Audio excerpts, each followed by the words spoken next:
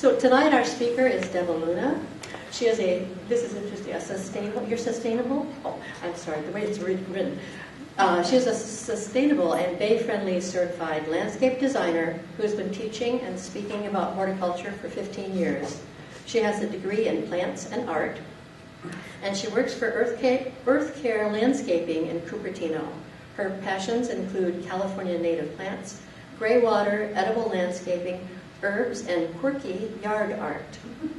So, Deba, thank you. Well, hello. Good evening. Who came here specifically because this topic is something that they really want to dig into? This is, okay. Who actually has a yard right now that you don't know what you're going to do with? Okay. By any chance, did you take out a lawn? And now you're trying to figure out what to do with that big patch of dirt and weeds? Yes. Okay, cool. All right. So let's see. Let's get started. So as Liz said, this is the third one in a series of 12, and they're being shown at different libraries, different locations. And you already, if you attended the first couple, already went through goals. These are the steps that I identify that you might want to go through. Goals, budget, site analysis. These are the things you need to do first. Now, we're going to talk today about creating a base map and doing conceptual design. And we're not going to select plants. You'll have plenty of opportunity afterwards. And next. Okay, so, but I did want to, just because I have the bully pulpit right now, I wanted to talk a little bit about mistakes that people make. And not just lay people, also some of these are designer mistakes too. So let's start with the first one, the collector's garden. This is really tempting if you like to go to native plant nurseries because you go, I want one of those and one of those and one of those. It actually makes for a really jumbled, not very attractive yard. It actually is sort of like my yard because I am one of those collectors. But when I am your designer, I don't let you do that. And so I'm going to share with you some tips for not doing that. Overplanting. Now this is really a chronic problem. I see it a lot with almost every landscape I walk into, and it's because those cute little plants like that in the little container, you go, oh, well that's okay, I'll just put it right here next to a path or next to another cute little plant. But sometimes those plants aren't like that, but they actually grow 10 feet wide. And so you have to really know how big they grow and don't plant them too close together. If you plant them too close together, you are doomed to have a maintenance problem. You'll be pruning forever. Not enough contrast between plants. This is a problem for California natives in particular because so many of them are drought tolerant. A lot of them achieve that drought tolerance through having small leaves or gray foliage. And so if you have a lot of all of that, your landscape will tend to not be that attractive. So you want to create contrast. Designing by flower color, a very #1 problem that people do. Think about a shrub, even a perennial. How long does it bloom in a 12-month year? Maybe a month? That means 11 months of the year you're going to look at that with no flower on it. So try not to think too much about, oh, let's have all purple, pink, and white. Or let's just have, yes, these things come into consideration, but think a lot about the foliage because that is what you're going to look at a lot of the year. I see a lot of not creating the conditions that are needed for the plants to thrive. Either it's too dry, it's too wet, the soil is compacted, these kind of things. So, or it's in the sun or shade when it shouldn't be. So these things also are really important. And you are going to have one talk, I think, just on irrigation, but I want to speak now about hydrozoning, which is planting plants together that have the same irrigation requirements. So you don't want to be mixing up in the same area plants that love water because they are native to a stream bed with a plant that grows in full sun on, and needs the best drainage possible. So hydrozoning. And of course, there's not maintaining the garden. That is one way to make your garden look pretty awful. I would say that probably of all the people who call my office, 95% of them say they want low water and low maintenance, by which sometimes they mean no maintenance. And so we have to have a little education on that. Next. Okay, so here are some considerations with design. The first one I want you to know about is the rule of odd numbers. For some reason, and I'm not even sure what the reason is, things that are planted in groups of 1, 3, 5, and 7 look better than 2, 4, 6, 8. I don't know what it is, but especially if you're doing a naturalistic garden and not one where you're having them march up the side of a runway, just take it from me. They look better if they are in odd numbers. That's not just true of plants, also true of rocks, for instance. That's probably why it's so common to have 3 birch trees, you know. Massing. So massing is when you put many plants of the same kind or the same texture all together and it kind of reads as one large plant. So we will talk about massing. Layering is the process of having things at different heights. So maybe you have a wall and you have a larger plant here, and then in the mid-ground you have one that's about 3 feet, and then in the foreground one that's lower. That I would consider layering. So you have different layers to look at.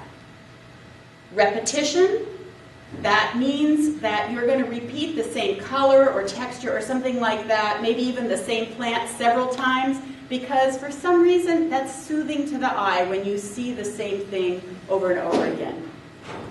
And contrast, of course. Contrast, as I spoke before, is very helpful. And think about function. So it's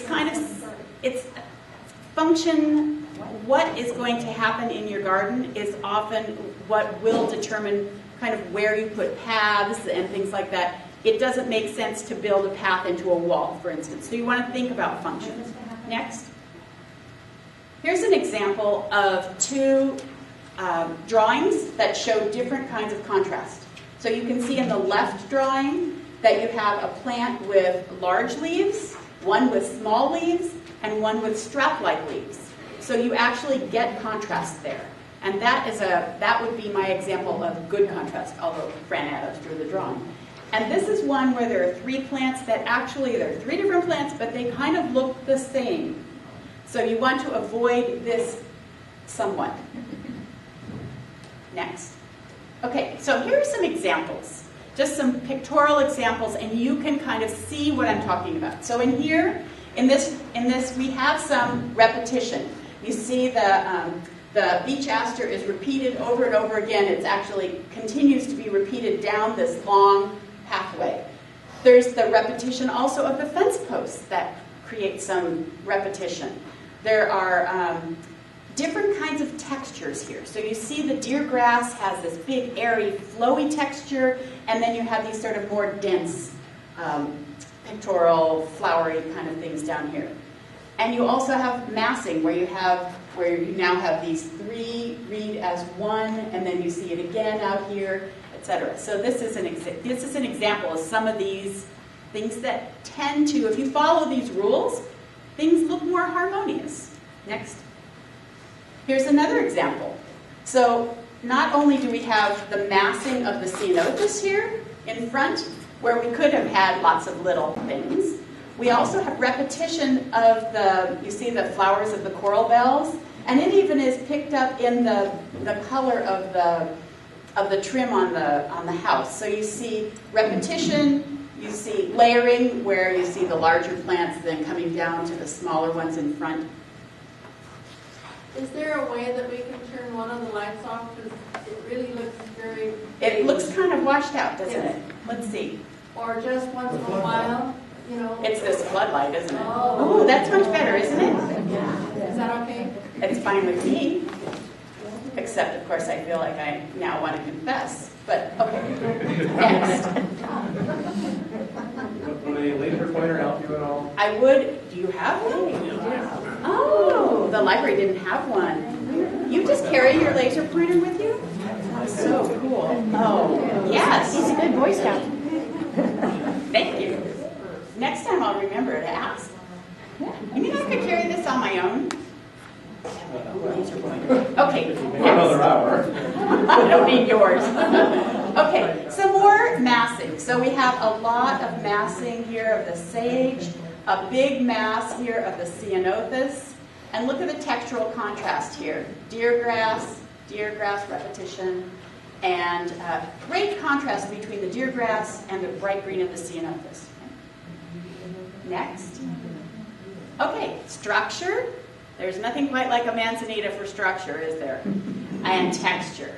So these are two other elements of that are really eye-catching. Next. And here's some more structure. Now in this case, you'll see the structure is provided by the shape of the path. That's where your eye goes immediately, but also by the rocks, the boulders. And this giant St. Catherine's lace also provides some pretty eye-catching structure for this garden. Next. So here's an example of hydrozoning. What we see is on the first terrace, these are all drought-tolerant, xerophytic plants. I don't even think they get irrigated. The second layer is mostly, starting here, is mostly all herbs. And the third layer is all vegetables. So each one of those is irrigated in a different way. Next. So you are going to have a whole talk on bones. Now, bones is a is a jargon topic that designers use when we talk about sort of the things that anchor your garden. So in this case, the hardscape like this, these nice walls, dry stack walls, and a dry creek. These are bones in this garden, which is a newly planted garden. You can see that this is going to be a giant, beautiful Dr. Hurd manzanita back here, but it's just relatively newly planted in this garden. But you can see that the structure, the bones are there already. Next. And this is a contemporary bones in the garden. So here's a contemporary retaining wall, has a native horsetail, which of course you have to keep contained because it will travel with any encouragement at all. Next. And bones, the structure of a garden, can also be created with plants. It doesn't have to just be hardscape. So this is another manzanita, Dr. Hurd. Next. Okay, so just to carry that metaphor on a little bit, and you won't hear anybody else say this, so you don't have to remember this part. I decided to call perennials the guts of the garden. And so this would be another element in your garden. Next. And because I just got really carried away with that metaphor, I thought the ground cover was sort of like the skin, because you don't really want to leave any bare dirt, because what will happen, you'll just get weeds. And so you do want to cover pretty much all of your soil with either mulch or a living mulch that is plants. And so in this case, you can see that the green supreme manzanita mixed with the Point Sal spreader, these are covering the entire property here. And another thing you can see are, what are the other design elements that are immediately shown in here? Layering, repetition, massing. This is probably about 40 plants here. And the contrast. Right. Good. Next. Then it's good to consider in your garden some accents. So accents are like focal points that will draw your eye. And a bird bath is often a good one. It also creates habitat, which will be the topic of another talk. Or a pot, something like that. Next. Okay, so what do you need for the design? You don't need too much, but it would be good to have measuring tapes because you're going to measure your yard. A ruler, So you can draw your design on a piece of paper. I find an architect's scale, they cost about $10 like this. You can get them at University Art or someplace like that. This actually is a little easier to use because it puts it into the scale already. So you can, you read 1 inch, but it shows you a quarter of an inch. So you can write on there. A large piece of paper. If I usually try and draw it on a piece of paper that's at least 2 feet by 3 feet, but you can tape things together if you want. Gridded is nice because it helps you keep track of the measurements, but you don't have to. And you will need a compass or a smartphone with a compass so that you can know which way is north, because you do want to know where the shade patterns are going to be, and you're going to want to look at the sunshade issues in your garden. Next. Okay. A lot of people want to do this themselves, which I think is great, but they also might want to know what a professional design might cost. So typical designer rates in this area are around $75 to $100. You can certainly pay more.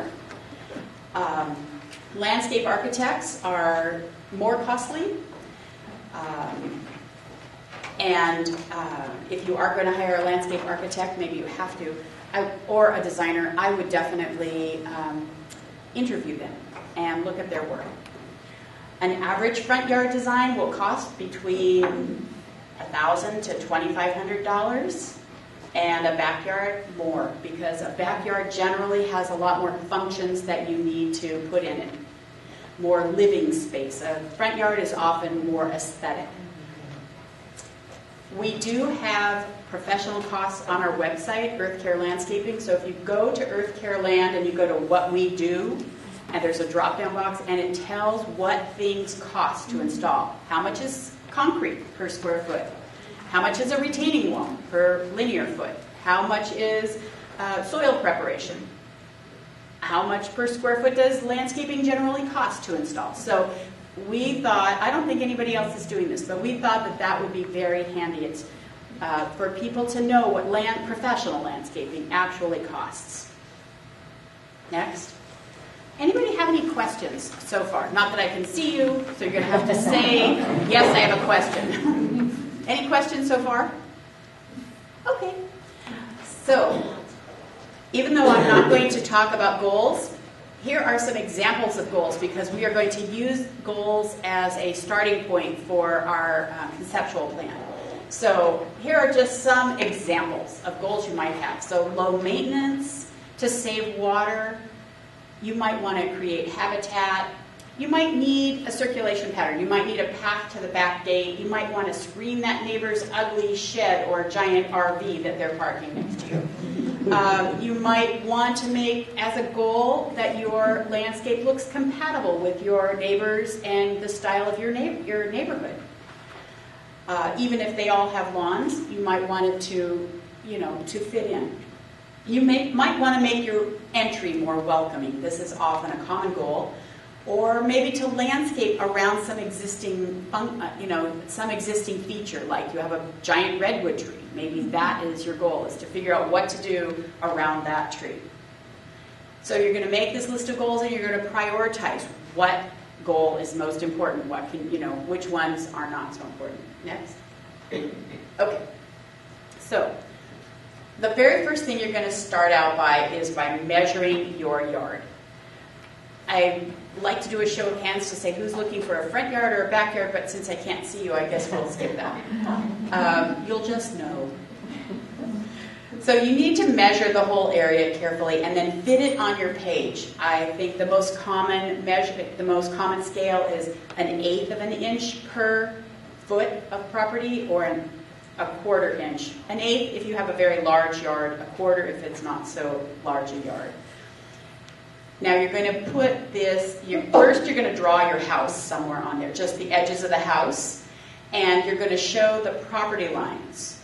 So that's the parameters of your paper. It all has to fit on your paper. The property has to fit there, and the house, and show where, and so all the blank space is going to be this part you're going to be designing. Put a north arrow on it, going in the right direction. The other things you're going to put on this first map that you're going to draw, which you're going to call your base map, is your driveway, any existing paths that you're keeping, hose bibs, utilities, downspouts, a fence, gates, anything that's there that you want to keep, including you're going to put existing trees if you are keeping them.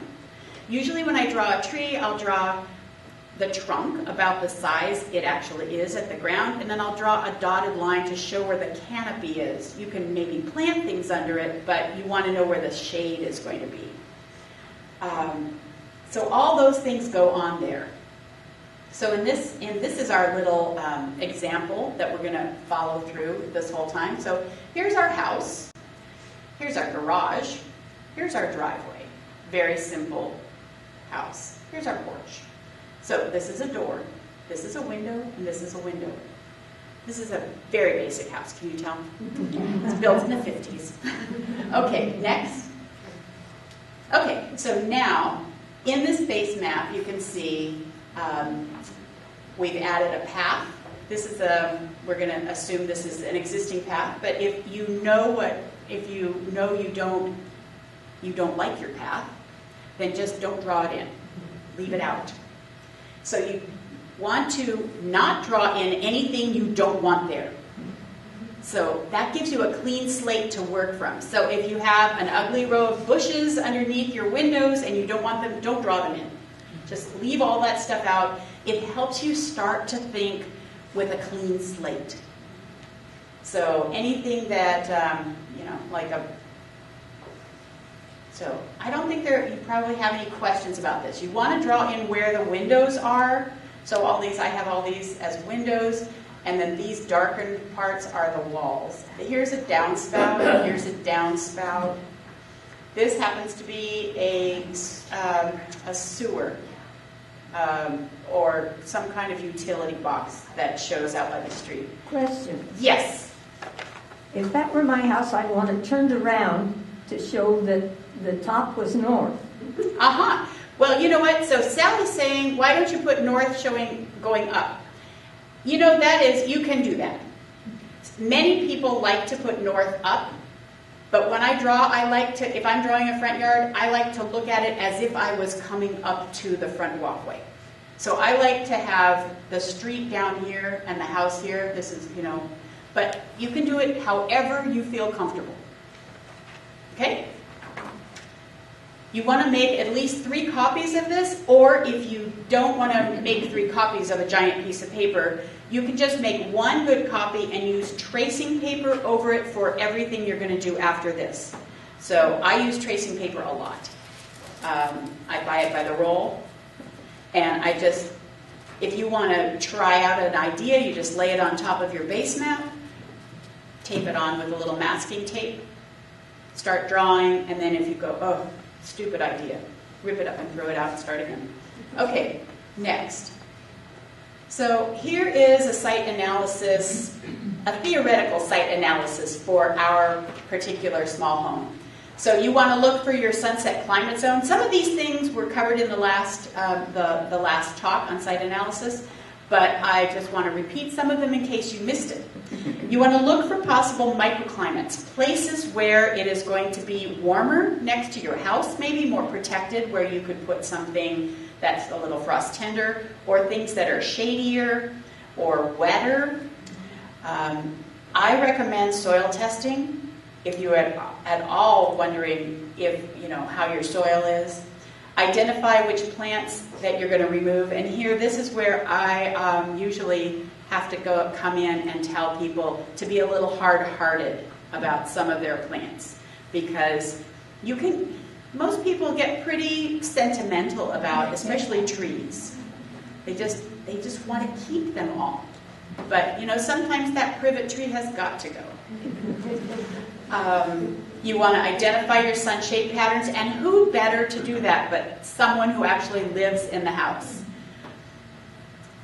You want to identify the important views from your home, like if you have windows that you definitely want to have a good view from, you want to know what that is. And if there are views towards your home. You have a beautiful home, you want people to see it from a certain angle.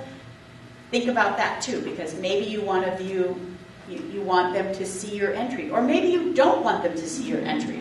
So different things like that. Don't forget to look for overhead wires, because if you're going to plant a tree, you want to make sure that tree doesn't ever go into those wires. You want to look also for your neighbor's overhanging trees, or if they just planted a redwood 1 foot away from your property line, think about where that's going to be in 10 or 20 or 30 years.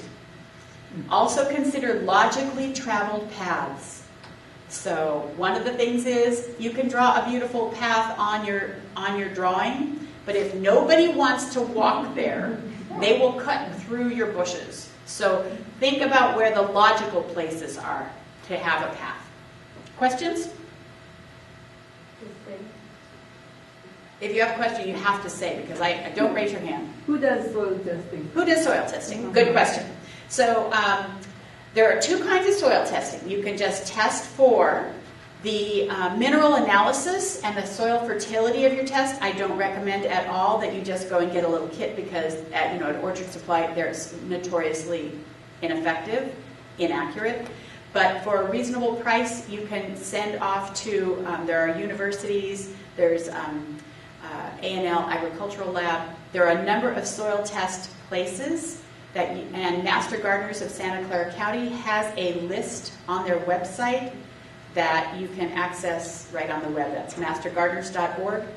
Santa Clara County, go to, put in their search bar soil testing.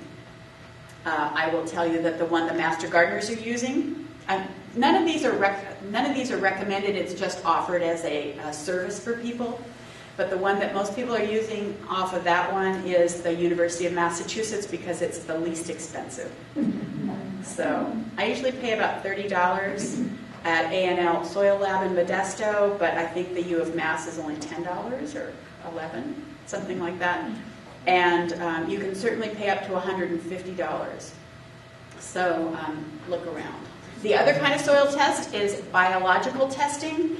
And if you are worried at all about the soil food web, what's in your soil, the fungi and bacteria, that's another thing you can test for. And a good person to do that would be botanicalartswormlady.com or Mobby All Natural in San Jose. So he also tests for biology of the soil. Okay, we went. Any other questions? Okay, next.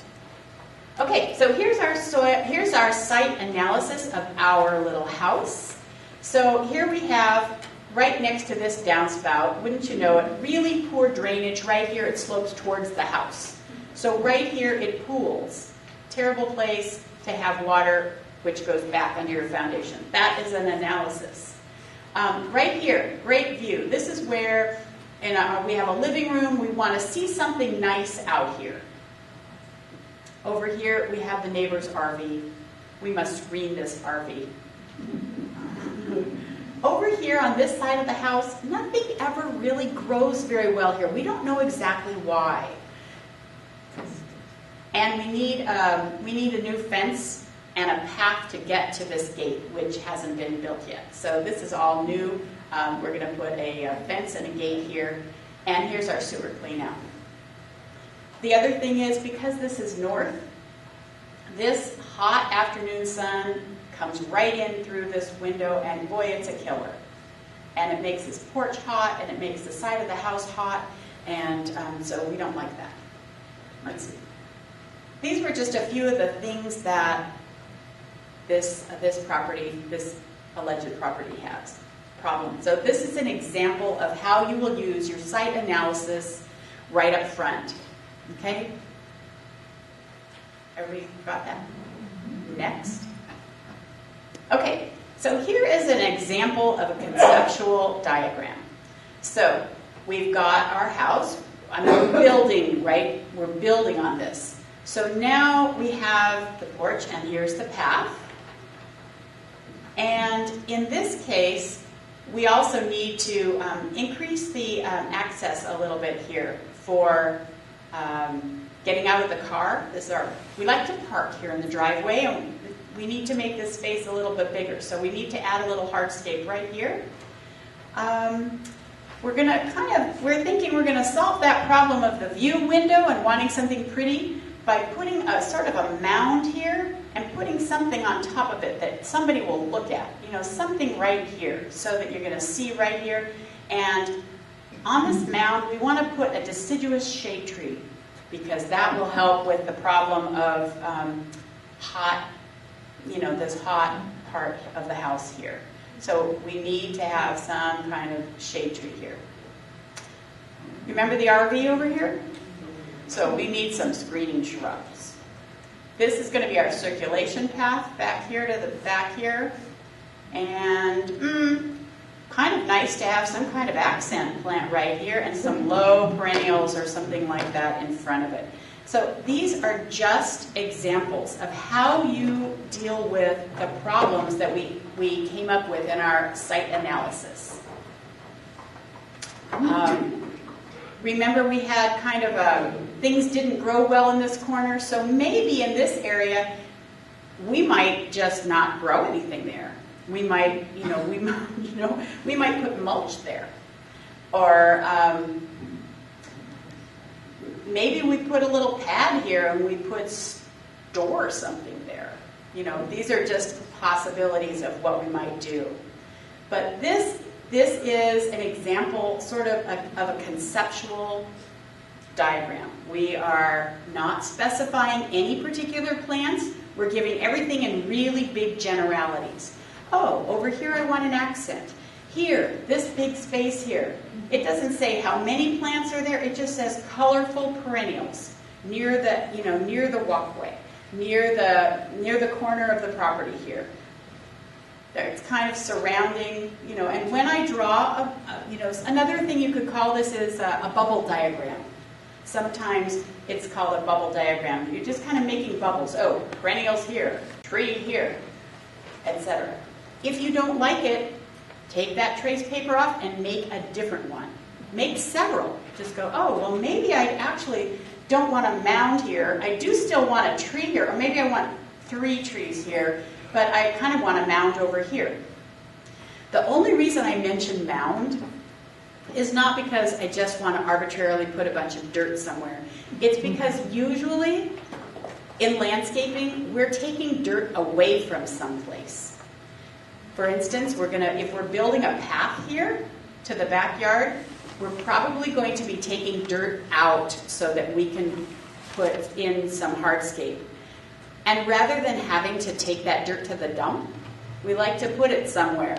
And to me, that's a sustainable practice to keep all of your, whatever you generate on site.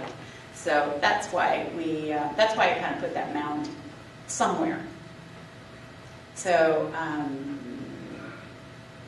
I think we addressed each one of the things. Oh, divert the downspout. So that's another thing. You have a wet area here. So we're going to take this downspout away from that area, which is kind of trapped near the house.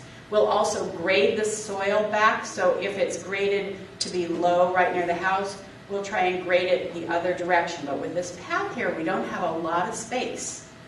So diverting the downspout simply means that we're going to tie the downspout, the bottom of the downspout, into a pipe that goes in the ground and then moves somewhere away from the house, preferably 10 to 12 feet away from the house. It can go into a dry well, it can go into a dry creek, but it just gets diverted away from the house. Questions? Okay. Next. Okay, so here's how you create the plan. And I had to think about this, and just so I could articulate it. I'm really kind of pleased with that there is actually a step-by-step process involved in this. So the first thing you want to do is you go back to your original base map. And you're going to start with the fences, the paths, and the hardscape. So this is where we're going to put our path to the back. And since we needed a little bit of extra area here to step out, we'll put something here.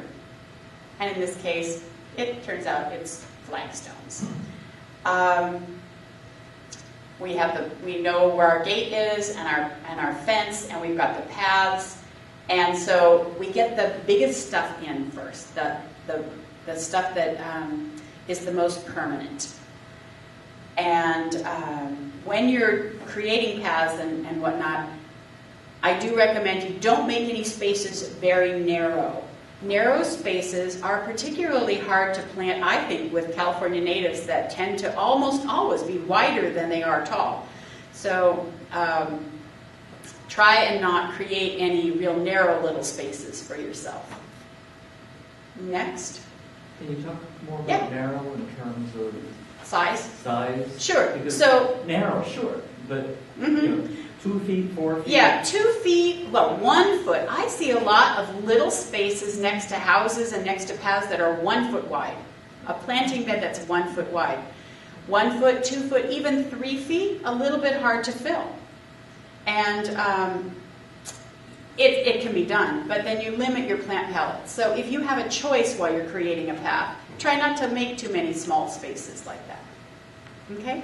And yes, you can still work with it if you have it, but then it's a little trickier.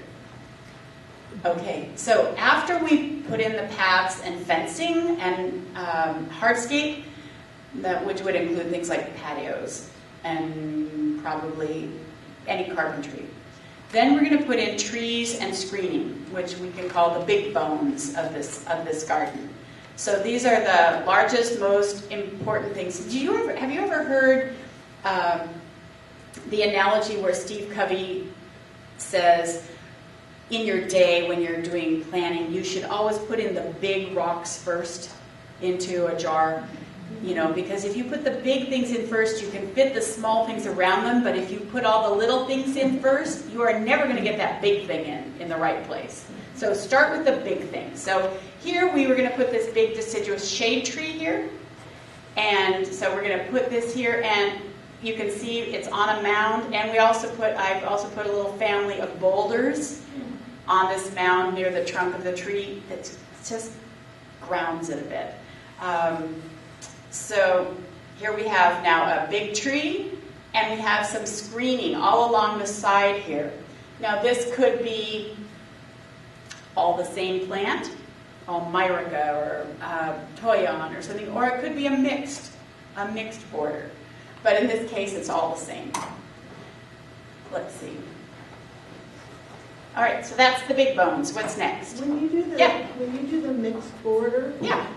how would you how many would you choose? And Sure. How would you Okay, at this point, so what she's asking is how do you pick and how big are they and, No, I mean, how many different ones and which ones do you put next to each other? Sure. Okay. So in this case, at this point, really, you don't even need to put circles. I did because I was playing with circles, but you could also draw it as a big blob like this that says screening here, and that would be quite sufficient. You can look outside the window and you go, if it was 8 feet tall, I wouldn't see that RV. And you could go, it needs to be at least 8 feet tall. You might want to make sure it's only 8 feet tall so you don't shade the rest of your yard. So in that case, that starts to determine what plants you're going to have later. It doesn't even say how many are there, because what you're going to do is, okay, so suppose this is 25 feet long.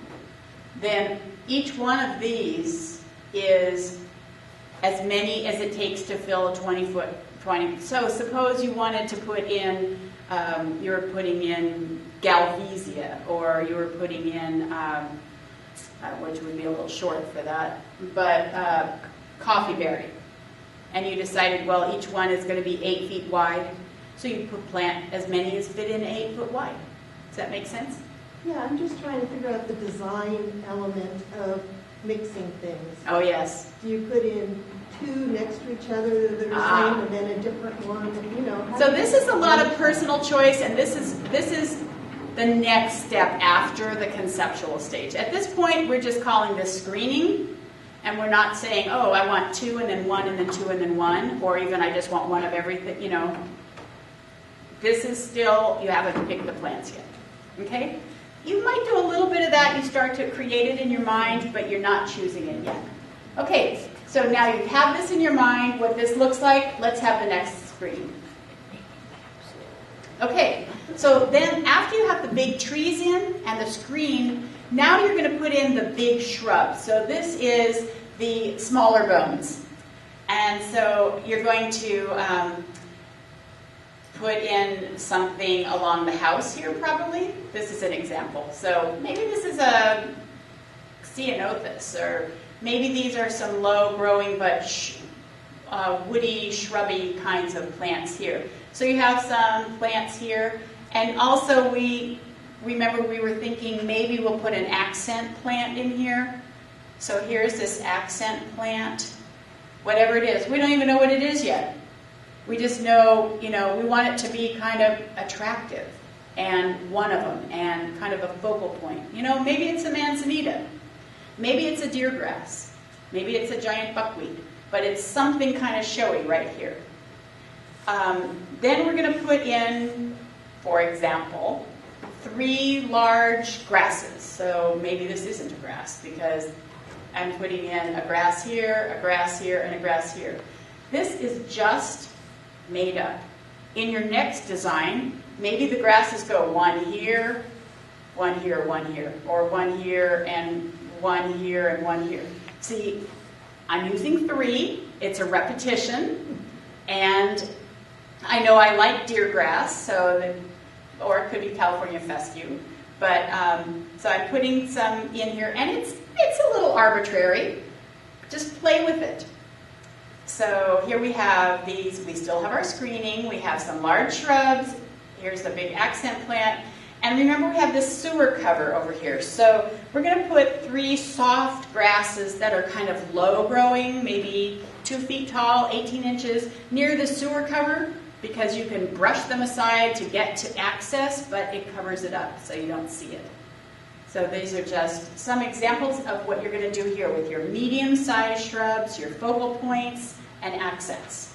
But shouldn't we also, as this is going to be the north side of the house, shouldn't we say that those should be shade plants on either side of the front door? Over here. Uh-huh. Yes. So this is actually north is over here.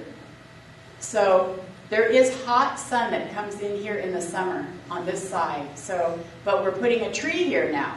So that's going to cast some shade too. So yes. Angle. Yeah. So we definitely will be thinking about sun and shade as we do this, but we haven't picked the plants yet. So, question with the path, it doesn't look like the path material is identified, but do we want to kind of think about identifying that so we can unify the path around the side of the house and use some of the same materials or materials that would look right together? Yeah. So some people start off knowing that they love brick, or knowing that what they're looking for is a DG path, or they know that they want a curved mortared flagstone path or something. Yeah, I mean, they already have a good sense of what their style is in hardscape. And some people don't, so they keep it a kind of open.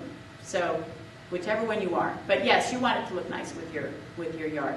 Remember, at this point, it's just on paper. You can change it.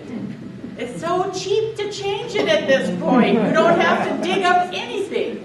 Okay, next. Okay, so now it's time to add those guts. So now we're going to add in some of the color that a lot of people really love. So we're going to put some perennials in here. So we're going to put in a group of perennials underneath this tree. In this case, we're choosing 2 different kinds of perennials and we're mixing them. And yes, Sally, they're going to be shade perennials. Something under this tree is definitely going to be shade, something that can take dry shade because this whole property is going to be all, basically low water. So in this case, we've got them kind of mixed. Now what we're doing here is repetition. So we have the same plant repeated several times, and then this second plant repeated several times. So we're making a grouping. And And this is sort of doable. It's just a small area. You're not overwhelmed. You're just picking one area and doing something with it. So take a look at how these plants are underneath this tree. But there's another way we could put these together. Same plants. Next. I just moved them. So now the same exact plants are grouped in masses instead of mixed. So, and maybe you like this look better. So now suppose these were Douglas iris. So here we have all the irises on one side of the tree and of the rock, and maybe these are coral bells. So you have them all on this side. So go back. Same plants, just different location. And a kind of a different look, but we're just working with one little area at a time. I'm concerned about the size of the tree, whether these shade plants are going to be shaded. Yeah. What age does the tree Oh, have? now this is a good point. So maybe this tree, you're planting a 15-gallon tree. And maybe it doesn't have the kind of canopy you need to protect these plants yet, in which case you're probably going to do this in stages. Either you plant some plants that can take some more sun around here until the tree grows, or you find something that can actually kind of play with some, have some flexibility around the sunshade patterns. But that's still, once again, in the picking of the plants. Next. Okay, next. Okay, so now you're going to continue. And I took off the other ones so that you don't get so overwhelmed. But now we're going to add some sun-loving perennials because it's sunny out here at the corner and over here. So these spaces here are going to be hot and dry and sunny. They're near the pavement. They're near the street. And so these are more perennials. And you'll notice, once again, I'm still sticking to that rule of odd numbers. And also doing massing. See how all 5 of these are all massed, and these 3 are all massed, and this is a repetition. This one is the same 3 plants as these 3 as these 3. Does that make sense? I'm trying to, these are just really kind of the basic ways that I like to design. So now we have some sun-loving perennials here and here, and remember we had an accent plant here, and we have shade perennials here. Questions? Are you overwhelmed yet? No. Good. Excellent. Very good. Okay, next. Okay, so now you still have space left in between these groupings that you put in. Between those accent plants, perennials, and grasses, you still have a lot of space. So in this space, we're going to add the skin. This is where we're going to put in some spreading ground cover-like plants, meaning they're going to be shrubby, but they're going to be spreading. And some examples of the kind of plants I'm talking about are Salvia bee's bliss, Ceanothus, Carmel creeper, some of the lower buckwheats like California buckwheat, Werner Lytle, that stays low, spreads several feet. So you're going to use those plants. Oh, they're low-growing manzanitas, like I showed you before in that one drawing. So you're going to use these plants. If you have a small yard, they're probably all going to be the same plant. And there won't be that many of them. Because some of those plants I mentioned, you plant one plant, it spreads 8-9 feet. So you don't want to plant them too close together either, or they end up growing tall. So here we have, in all the spaces, we have all these kind of what I would call low spreading, ground covery kind of plants. Not the kind of ground cover like strawberry, which spreads by runners, but the kind of ground cover like a spreading, low growing manzanita or ceanothus. Do you know what I mean? How tall are you thinking? I'm talking about under 3 feet tall. Now, it's true that Ceanothus Yankee Point can grow taller than that, but my experience with it is if you don't plant it too close together and you cut out any branches that kind of double back and go high, you can keep that at a pretty low, spreading, nice, bright green, drought-tolerant ground cover that covers a lot of space. Okay? Next. So, eventually, that's why I didn't show you all this at once, but you're going to build it bit by bit. So let's just go over what we did. So first we put in the path and the fence. We put in the screening shrubs over here on the side, and we put in a tree on a mound with some boulders. We put in some grasses here to screen the sewer, and we put 3 accent grasses, 1, 2, 3, a repetition of a really neat texture in your garden. We added shade-loving perennials right here under the tree. This is providing a beautiful view right here from this view window. You're going to see a tree, boulders, and flowering perennials maybe, right in here. We have some foundation shrubs near the house here. These are more perennials here, kind of hardy kind of things. Sun-loving perennials right in here with an accent shrub. Ground covers filling in all this space. These ones are all kind of a ground cover. Yes, they bloom, but only for a month. The rest of the time, they just provide a really nice cover for the ground. Is it a one-story house or a two-story house? Ah, is it a one-story house or a two-story? This is a one-story house. Oh, thank you. Yes. Otherwise, we'd have a taller tree, wouldn't we? Okay. Just to show you that you can move from this stage, which is the conceptual stage, to the next stage. Just see the next slide. So that's actually when you choose the plants. And I did choose the plants for this particular project, but that is the subject of another whole talk, isn't it? Next. Okay, so I do believe that this is a very doable project for most homeowners who want to take the time and energy and attention to look at to create a conceptual plan like this. But there are those who, once they look at this, they think, oh no, I never want to do this. Now that you've described it, I don't want to. But you still can save yourself some money by being by doing your homework beforehand. So I have a handout for you if you didn't pick it up, but it has all of this information on it. You don't have to write it all down. But this is how you can actually work with a professional and still save money.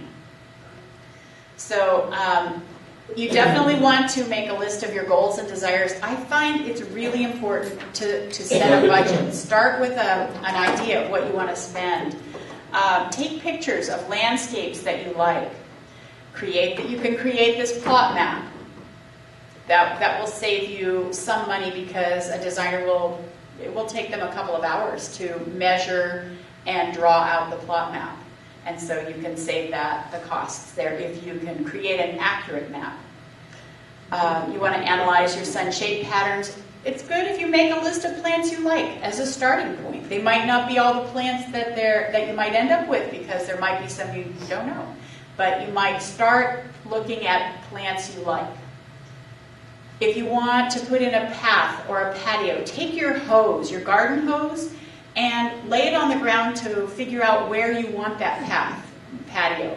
And then measure it. Oh, okay, that little patio there, it's 350 square feet.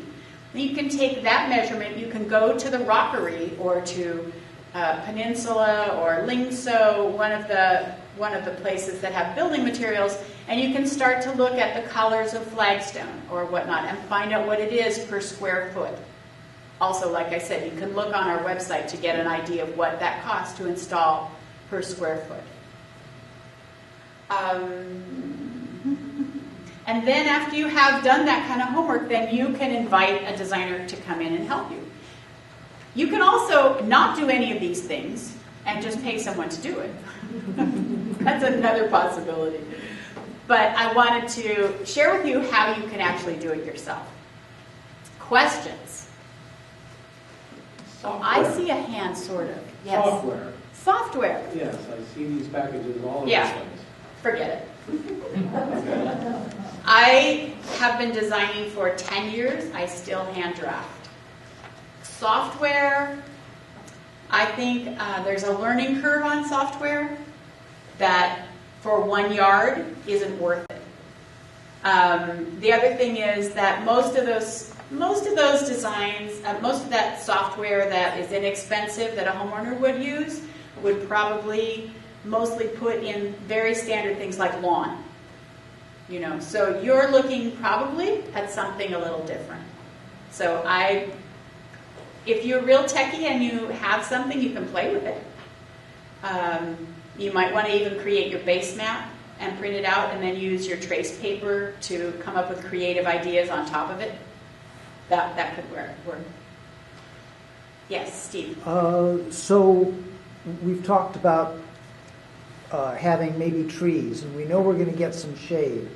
So down here we've got an angle of what about? If you're pointing to something I cannot see. Oh, okay. So just use your words. Imagine a tree now, and we're trying to understand how much shade and where the shade is going to be with respect to the tree. Okay. So it doesn't go straight down. Right. And Right. so you want to talk about that for a moment? Okay. So, Let there be light. Oh, you all snuck out. Okay, so assume, all right, where are we? Point to north here. Anybody who knows? Okay, That's so north? No, No, that's west. No, that way. that's Oh, we can't closer to decide. west. Okay. North is going to be somewhere about like this. Whoa, okay, this is something to learn. Okay, so just assume that's north, okay? So assume this is north and that therefore this is going to be west and this is east, okay? Okay, so the sun shade patterns, y'all know this. The sun is going to rise in the east and set in the west. In the summer, it will be more or less overhead because of the latitude we're at. But in the winter, it's going to rise very low on the horizon in the east and come down this way. And so you can start to extrapolate for any time of the year. Are you going to get a long pattern? Is your house going to shade your yard? Or are you going to get sun in the summer but not in the winter? Those kind of things. And you can kind of decide. You also there's a wonderful tool called a solar pathfinder. And you can actually rent this for like $25 for a week from Real Goods in Hopland. You have to call Real Goods and they send you this, they send it to you in the mail and you get to keep it for a week.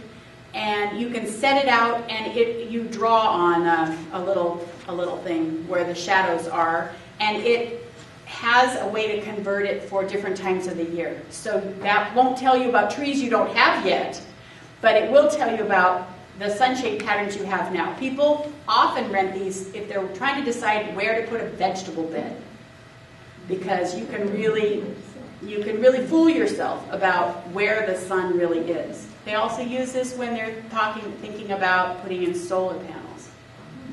So it's called a solar pathfinder. I think that's what it's called. Yes?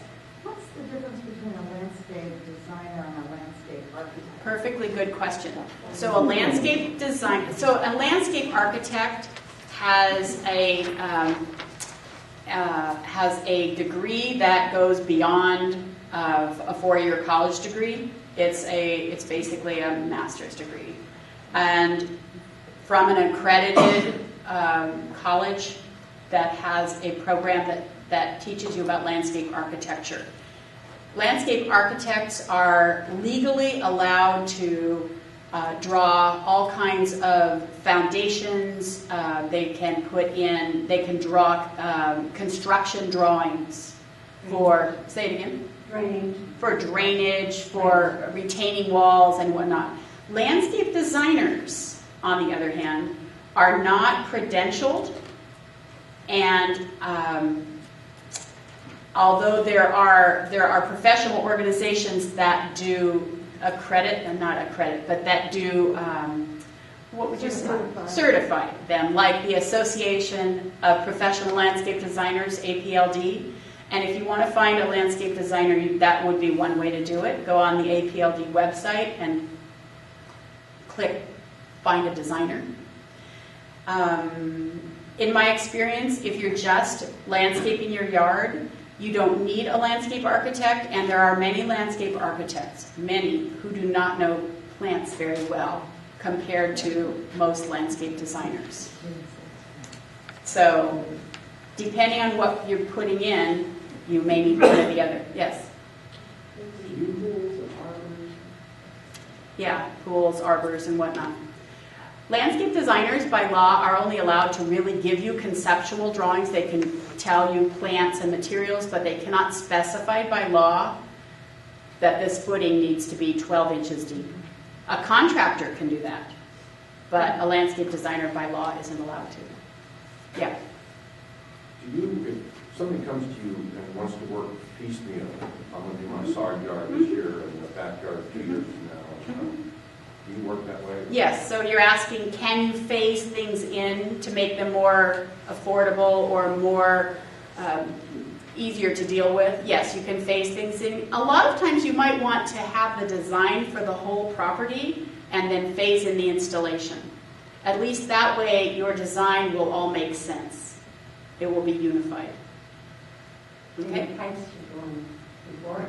Say that again? And your pipes will all be in. Yeah, all your Get all the infrastructure. your infrastructure. So you don't have to. It keeps you from, if you actually have a design, which you might call a master plan for the whole property, it sometimes keeps you from having to rip out parts of the first plan that you made when you made the second one. So, yes? How important is the hydro scheduling? So I have had problems where I have small fruit trees, a whole bunch of backyard orchard. They needed to be watered constantly for the first 2 years. And if I put them on the same circuit as mature plants, I could put in more drippers or less drippers and balance out the water, but the timing is very different. And does that matter really for most plants, or is this just am I dealing with a rare occurrence? That's a good question. You're actually asking about time as an element and time of maturity as an element in the irrigation schedule. I think it's worth putting on a separate valve. If you have something that you don't want to hand water to make up for it, and you have something, you're putting in a new fruit trees compared to your mature trees. Yes, so either you put it on a different valve, or you do augmentation of hand watering for the things that need extra water. Chris, you have another idea? Well, I just look at edibles as always a separate valve or zone, because your high water period is when they're blooming and they're putting fruit out. And then once they set the fruit, their mature fruit, you take your water out quite a bit. So your pattern of watering is different for some fruits. And for other fruits, it's all year. Like lemons and oranges, it's all year. So, and then your edibles that you're in a vegetable garden are going to be during their growing season. But then if you're not going to grow anything in the winter, that's going to be totally off. If you're not going to grow in the fall, it's going to be totally off. So it's really much easier to manage if you have those edibles on separate zones for them. So, the others, you can kind of blend them. Yeah, so I sort of got that. Mild and drought tolerant sort of together. One will suffer a little bit. Yeah. But most of the time, it's really helpful to just have them drought tolerant separate from the moderate water plants, and the high water plants always have to be separate. Yeah. Hydrozone, hydrozone, hydrozone. Other questions? Yes. When you're designing a mound, is there any way to put 2 trees on it and have it look right, or is Sure. it basically a 1-tree deal? Okay, so when you say 2 trees, are you talking about 2 trees that have a trunk and a canopy? I'm talking about redbud and buckeye. Okay, so you're talking about multi-trunk trees. Yes. Okay, yes, You can make that happen. In that case, well, first of all, you need enough space so that they don't run into each other, which means your mound is probably going to be kind of long. I would recommend not having one big, long, straight mound, but make it a curved mound a little bit. Make one end a little higher than the other. It makes it look more natural. And then if you have sort of a kidney-shaped mound, in a way. Kind of a kidney-shaped mound, making one end higher than the other and one a little bigger than the other. Now you have two places to put trees. Put them on each end. So the higher one is also the bigger one or not? Not necessarily. They're both going to be fine. Just depends on how you want, where you want that buckeye and where you want that redbud. But that's the way I would probably do it. You wouldn't. Is that what somebody said? Okay, tell me why. You said it. Yeah, tell me why. Buckeye looks so terrible in the late summer. Why would anyone buy one? Okay. Now we're getting to now you're offending me because I love buckeyes.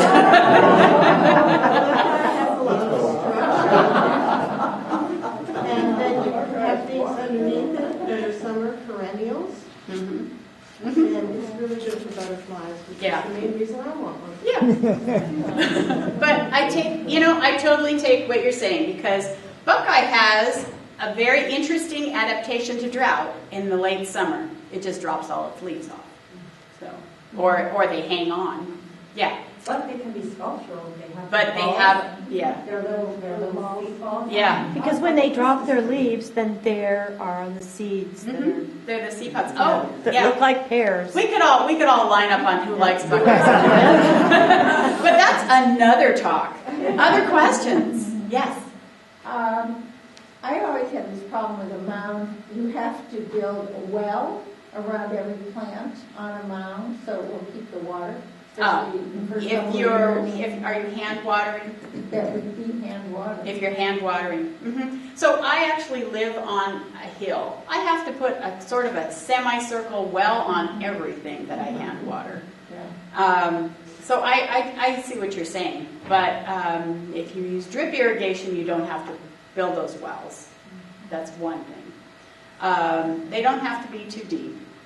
You can put your tree on the side of your mound too, or at the top. Yeah. Mulch is right. Other questions?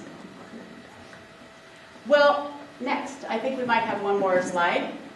Yeah, that's it. Actually, I just have a comment because I'm really into native bees. And my property, I have mulched to death. But I have found that under some plants, there is very little mulch. And it's amazing in my yard that I always thought that I mulched it well.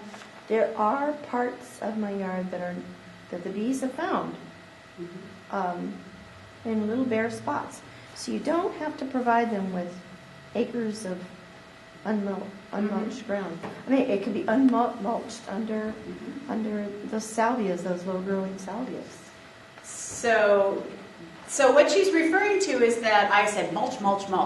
But there are people who want to make sure that the native bees have access to some soil as well. And so she's saying that underneath some of the shrubs, there tend to be not very much mulch there. You wouldn't want a lot of mulch up against a trunk anyway. And so that there are some spaces for native bees. How do you know they're there? The bees.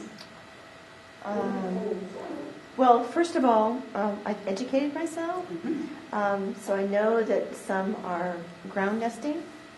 And just working in the yard, you recognize these little holes. Okay. It's very different than spiders, spider holes, and it's very different than nightcrawler. Okay, so you actually see the holes where they're... Other people, anybody else here who has seen the holes where native bees are burrowing? Cool. Okay. All right, well, yes, you have one Yeah. last question? Talking to people that know a lot about the native bees, some of them like to nest near a trunk, sort of under a bush. Some of them like to nest out in bare ground. And a lot of them like to nest if there's like a side, like there's some dirt and then it's like broken off, So you've got sort of a kind of vertical. Yes, a vertical surface to. Vertical surface for them to burrow in through the side. Well, if making habitat for native bees is one of the things that that you want to add in, then you get to not put mulch there. I mean, I think that's great. What I do is I put mulch, and then the gophers bring up the dirt for me. Well, thank you very much for coming tonight. I hope you all learned something.